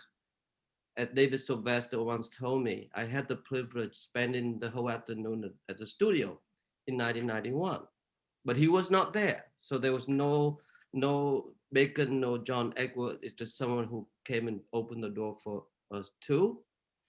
But I think by having identified the back of the linen where the tooth in which there's no, sizing of the graphic skin glue, it's just raw linen.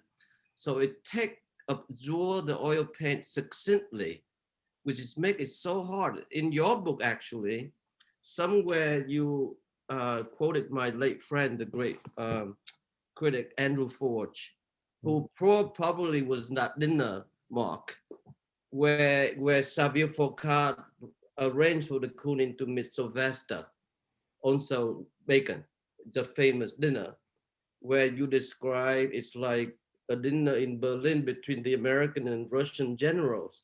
A lot of toasts and a lot of bear hug, but no communication between the two of them except getting drunk to the tail end of the dinner. I thought it was so charming.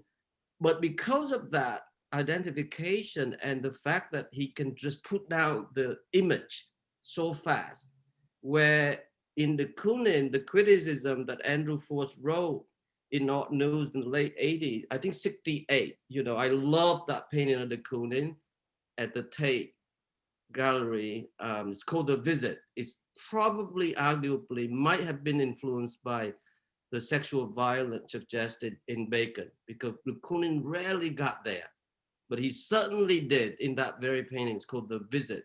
Yeah. But my point is that because of Andrew criticism of de Kooning saying that the figure and ground was never fully resolved. When you think about it, when you put paint together, wet to wet, on the same canvas and move it around with certain, eloquent dexterity and amazing skill and speed and so on, in de Kooning's case. Bacon is the opposite. Decidedly from the very beginning, I think whether or not you can respond, since his previous experience as an interior designer, his spatial sense of an environment is very clear, in which help to establish the environment for the figure to be painted in. The figure themselves is never distorted. It may be distorted, but it's not blurred the same way that the Kooning figure and the ground was never been integrated result, you know? So that's my perception of it. As regard to all the subject related, because I once remember talking to the late Malcolm Morley, who grew up during the war. You know, when London was being bombed, he was barely 8 years old. And he has such an incredible anxiety, you know, but it's so charming because Malcolm's entire work as a painter is trying to recapture that sense of innocence. So he never rarely expressed all the violence of the war, the bombing of London, but he was deeply involved in psychoanalysis. I know that I remember once talked to him about Donald Klein for 2 hours, about massive separation anxiety. I remember one other time we talk about Norman O. Brown, Life Against Death, the psychoanalysis meaning of history, where he criticized Freud. I mean, my question is very simple, Mark, is that, is there a relationship to psychoanalysis? Did Bacon see a shrink? Did he ever reveal any effort in re-examining his own psychological interior life? You want me to answer that? Yeah. No, he didn't see a psychoanalyst. When he was very, very young, he had a couple of breakdowns. He saw some mysterious doctors of the time. This is in the 20s. But no, he took lots of pills. He was very, very heavily medicated, both with alcohol and drugs. But he did not psychoanalyze himself. But you know what you said about the figure ground is very, very important. And it's one of the ways in which he is self-taught as opposed to de Kooning. De Kooning is always thinking of the ground and the figure in relation. Bacon is too, but Bacon is the figure ground relationship is often awkward, strange, and mysterious. The figure doesn't fit into the ground in an academic and schooled way very often. And that's part of its expressive power. That's a thing that artists can do. They can work with what they don't know and their weaknesses, and they can turn those things into expressive strengths. So Bacon did that with the figure ground, but he would be one of those artists, I'm quite sure, who would never go near a psychoanalyst because he wouldn't want to interfere. He was in love with his own mind, I think. And the idea that he would somehow change it mentally as opposed to physically with alcohol, sure, drugs too, but with another person telling him, well, your problem is with your mother, I don't know. Well, we should actually talk about the figure ground in the late paintings too, because there, you know, that's where Bacon was criticized by his fellow artists, you know, in the last decades where he would do spray acrylic background, and then there was no sort of integration between the figure and the background. A number of his fellow painters said, you know, had just gone into a blue chip Bacon style. And that, you know, they were sort of dismissive of those paintings. At the same time, he did these wonderful late landscapes. So he was always wily, you know, you could never quite pin him down. He was always going in a different direction. But he did, you know, that is an interesting question that we don't have time to talk about now.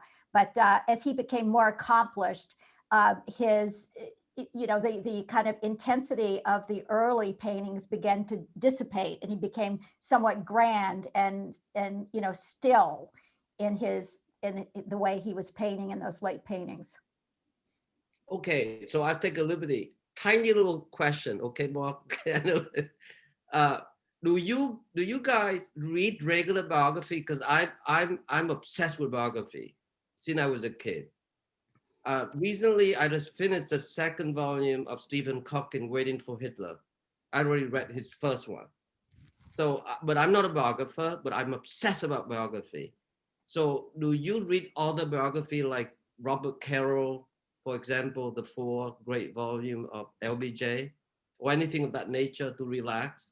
Or to... Yes, Annalyn and I are completely different. So Annalyn, do you want to go first, or do you want me to? I could even answer for Mark. Mark really doesn't read biographies like I do. But I actually teach a course at the Graduate Center, a graduate seminar on biographical. It's called Life Writing in the Academy. So perforce, I have to read biographies, but the really great biographies you want to read anyway, to your point. But I could just go cite chapter and verse, all of these wonderful biographies that I've read and that are so enlightening for other biographers to see how, what their prose sensibility is, what's their style, how do they integrate the works, and the life together, all of those questions.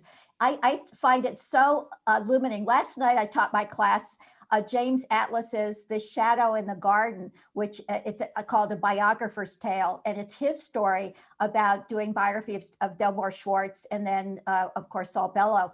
And, if that book is a virtual primer written in a wonderful way of what it's like to be a biographer. For me, it's all about the 19th century novel, I think. I love 19th century novels and the secondary characters, the different focal lengths, getting up close, pulling back, the social milieu, the fact that someone is actually born and then dies, I mean, it used to be that in books, people were born and then they die. And then in between is the book. But that doesn't happen so much anymore. But I like that thing. And so it's that sort of almost the perfume of a 19th century novel that I think animates me in biography. I do read biographies, but just not as diligently as Annalyn does. Do you mean George Eliot, Middlemarch? Yes, those kinds of things, and Russian novels, big, endless Russian novels. I'm not sure I could read them anymore, but I have read them all at one time, and there's just something about a whole social milieu with a main character and then a lot of secondary characters that just really appeals to me. One of my favorite Mark stories, which I'm sure he's going to kill me after this, is the time we went on a beach vacation years and years ago to St. Bart's, and Mark brought War and Peace. I just about lost it. Well, I think there's really almost nothing more boring after a time than a beach. I mean, I like looking at the water. I like walking along the water, but to sit on a beach is something I don't understand. And you and Francis Bacon agreed about that, Mark. So now let's move on. Yes, thank you, guys. Thank you so much. Back to you, Jess. Thank you. Amazing. Thank you, Fong. So moving to poetry, at the Rail, we have a tradition of ending our community events with a poetry reading. And I am thrilled to welcome our Poet Laureate of the Day, Jorie Graham, to the stage. One of the most celebrated poets of the American post-war generation, Jorie Graham is the author of numerous collections of poetry, including Hybrids of Plants and Ghosts, Erosion, The End of Beauty, Region of Unlikeness, The Dream of the Unified Field, which won the Pulitzer Prize for Poetry, and many, many others. She has taught for many years at Harvard University as the Boylston Professor of Rhetoric and Oratory, the first woman to be given this position. Jorie, take it away. Hi, that was like a master class on biography. I wish it hadn't ended, but the whole time you were talking, I was thinking War and Peace, and then it came up. Oh, so great, Annalyn. Thank you for that. And there must be something about, there are very few biographers that are two people. So you have these radically different sensibilities. My question for you guys would have been, how do you agree on a sentence? I mean, your sentences are so gorgeous and your prose is so gorgeous. And I mean, I read the de Kooning biography twice myself, just because I wanted to teach the writing in it. And my question, it would have just been, I mean, do you alternate what passages, or how do you write together as two people? We mush it together. Honestly, the 8 drafts is no lie. And after a while, you get rhythms of sentences, and it all comes together in a sort of polished way. Do you have a shared screen? No, we just do. It's sort of a house secret how we do it. It's like the Coca-Cola recipe, So we don't really reveal it. But I'll say one thing, that in biography, we agree that the style of the prose, the language needs to be awake. It can be aphoristic at times, but it shouldn't always be reflecting back on the writer. In other words, you should be able to look through the prose to the subject, to the figure.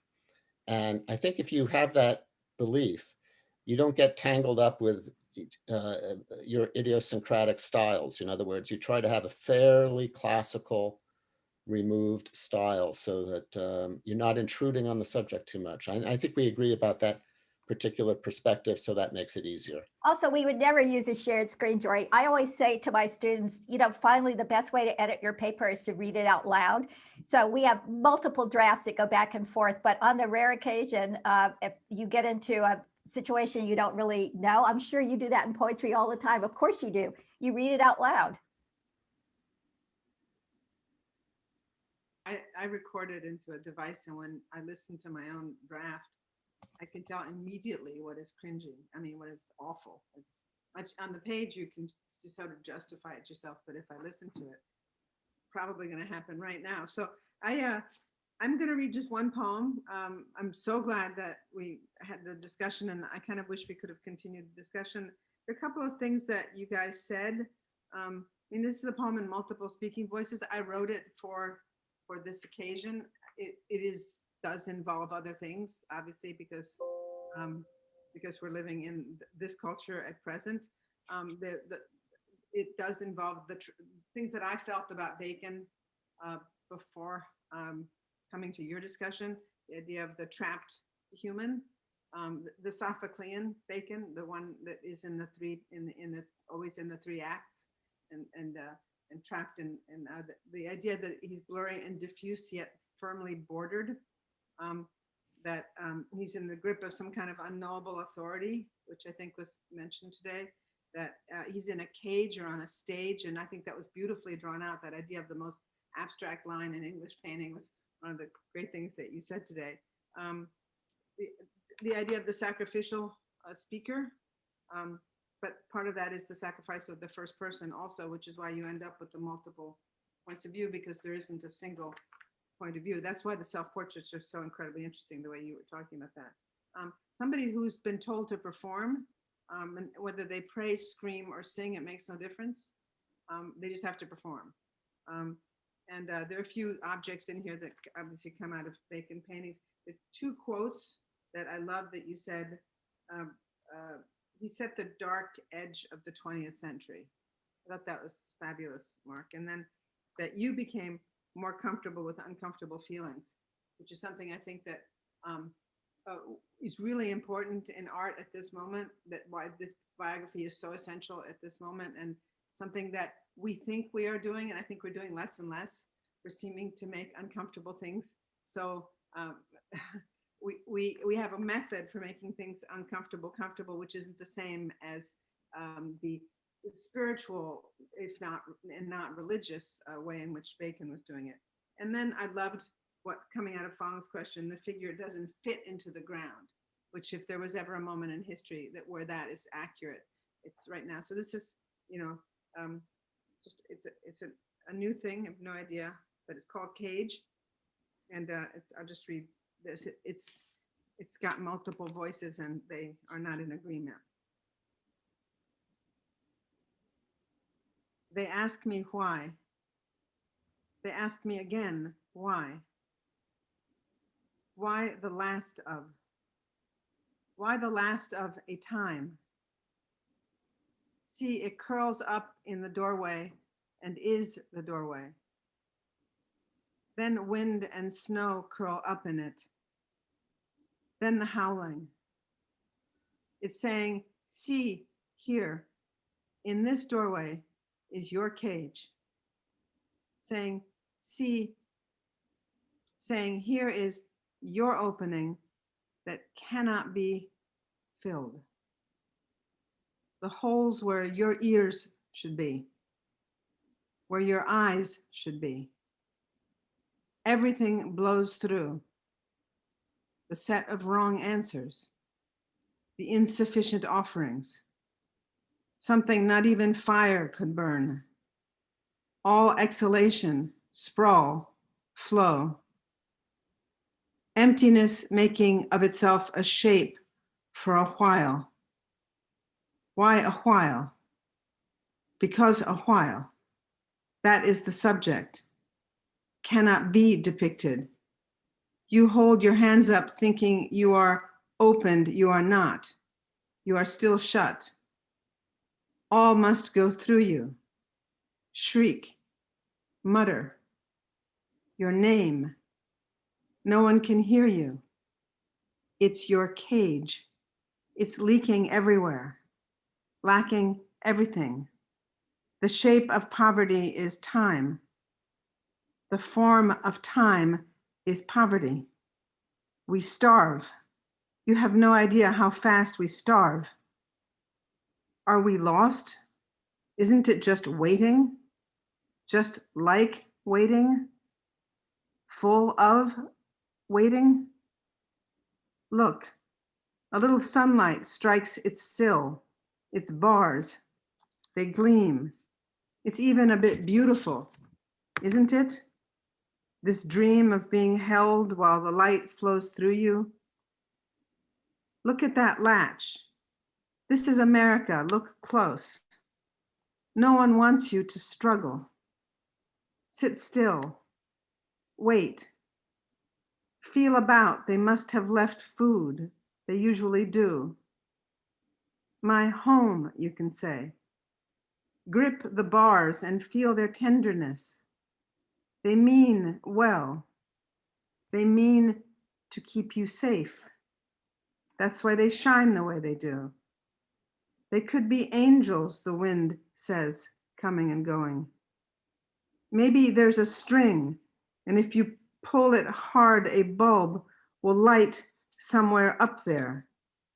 There might be stairs, but no, don't think. You cannot turn. You cannot crane to see. The rotting smell is of the too much thought. We did that. We're done. Lick your fingers. Keep your feet warm. This is home. There is no more voyaging. That's over now. You have made the exchange.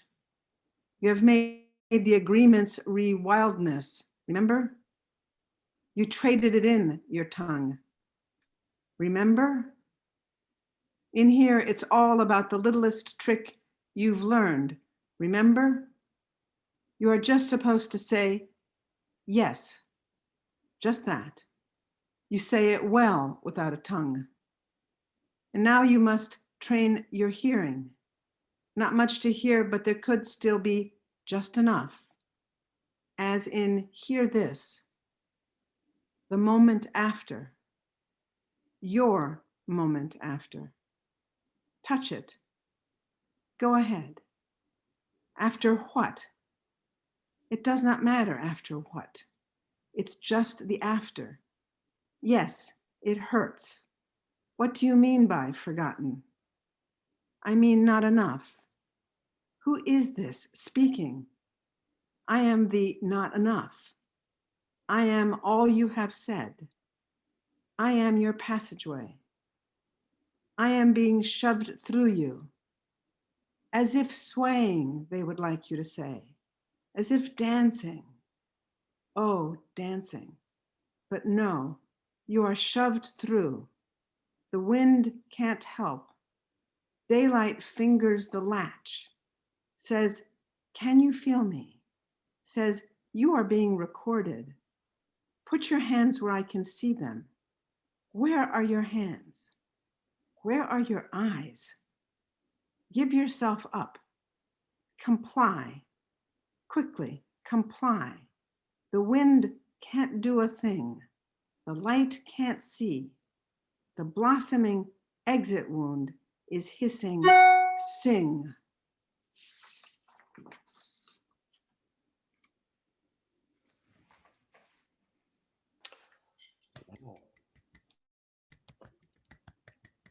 Wow, that was amazing. Thank you so much, Jorie. And thank you, Mark. Thank you, Annalyn. Thank you, Phyllis. And thank you especially to everyone who tuned in today and for all of your great questions. The Rail is celebrating its 20th anniversary as a nonprofit dedicated to providing free and accessible criticism and community events like this one. If you enjoyed today's event, please consider making a donation to keeping the Rail and our special projects free, relevant, and independent. And join us tomorrow at 1 p.m. for a radical poetry reading curated by Mahogany L. Brown, also the curator of April's guest critics page. The event will feature readings from Cameron Bruno, Adam Faulkner, Kathleen Lynn Che, Tongo Eisen Martin, Susie Q. Smith, and Caroline Rothstein. You can now turn on your microphone and say goodbye as you leave. Thank you, everyone. So much. Thank you all. Thank you, Jeff. Great job. Great job, everybody. A lovely conversation. Appreciate it. Thanks, Phyllis. I can't wait to read the book. Thanks, Frank. Thank you. Congratulations. Jory. Excellent. Well Take done. care. Jory, thank you for your. Beautiful reading. Angela. Thank you, everyone. Hi, Peter. Hi, Frank. That's a fantastic event. Thank you, everybody. Hi. Hi, Phyllis. Hi. Are you feeling Great better? job, Peter? folks. Thank Yeah, you. I'm feeling better, Frank, and better for this program. And I absolutely adored this book, and will be moving into my second reading very soon. Oh, Peter, thank you. Take care of yourself. I shall. Congratulations, everybody. It was wonderful. Congrats, Mark. Congrats, Annalyn. Bye. Wonderful. Thank you so much. Guys, thank you.